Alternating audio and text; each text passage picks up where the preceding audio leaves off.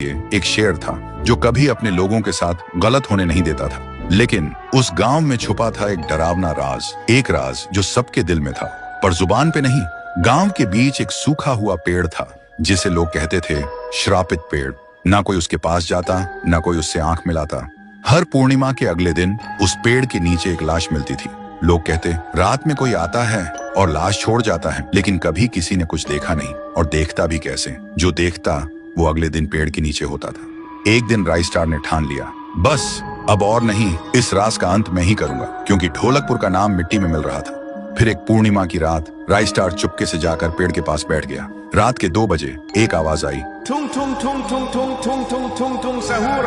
और फिर वो पेड़ भूत में बदल गया। वो भूत कुछ अजीब सा था, एक भयानक शैतानी हंसी वाला चेहरा, आंखें बड़ी बड़ी। वो पेड़ चल के एक घर के गेट को जोर जोर से खटखटाने लगता है। तभी एक आदमी डर के मारे आवाज सुन के बाहर निकलता है। वो भूत अपने लकड़ी जैसे हाथ से एक ऐसा थप्पड़ मारता कि उसकी सांस वहीं थम जाती है और उसी जगह उस लाश को ले जाता है और वापस फिर से पेड़ बन जाता था। देखते ही राइस्टार का दिल कांप जाता है, पर वो कुछ बोलता नहीं।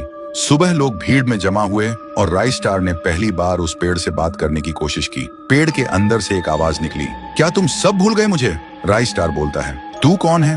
पेड़ बोलता है, मैं हूँ ठुन ठुन ठुन साहुर। एक वक्त था जब मैं भी इस गांव का एक प्यारा सा बच्चा था, लेकिन 100 साल पहले मुझे इसी पेड़ से रस्सी बांधकर उल्टा लटका दिया गया, गांव वालों की आंखों के सामने, और मेरी मौत को तमाशा बना दिया गया, सिर्फ इसलिए क्योंकि मैंने एक राज देख लिया था जो लोग छुपाना चाहते थे।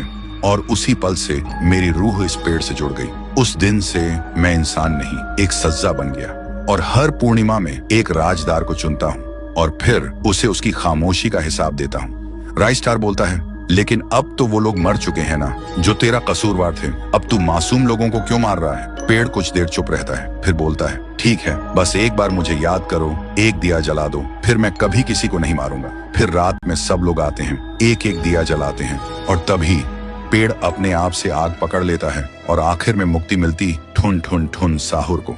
उस दिन के बाद गांव में कभी कोई लाश नहीं मिली। हर पूर्णिमा में लोग एक दिया जलाकर उसकी यादों को जिंदा रखते हैं, क्योंकि अगर भूल गए तो सपने में एक आवाज सुनाई देती थी, थुंग थुंग